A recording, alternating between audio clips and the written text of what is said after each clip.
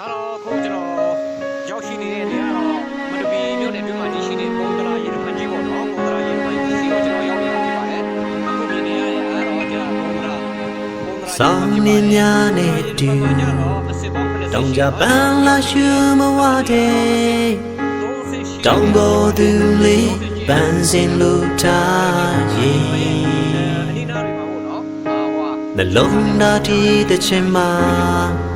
ရင်ကိုလောကဆိုမှုတာအလားမပြတ်တဲ့တောင်ကြပန်းလေး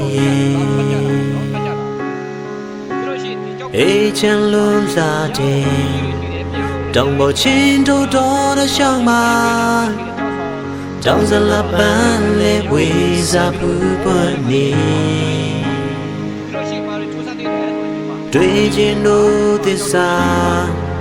အောင်ချင်းငယ်ဝဲလို့ပြောအလုံးမပြတ်တဲ့တောင်ပြတန်းလေးတို့ရဲ့ထားနေအထီးမကြံစေခြင်းဖြူစင်ရိုးသားနှလုံးသားသစ္စာထာဝစင်မပြည့်စေခြင်းအဝေးရောက်နေလေမင်းပြန်လာရင်တောင်ကြပန်းလဲဆောင်းရနနဲ့တူထာဝစင်မွေးလို့နေ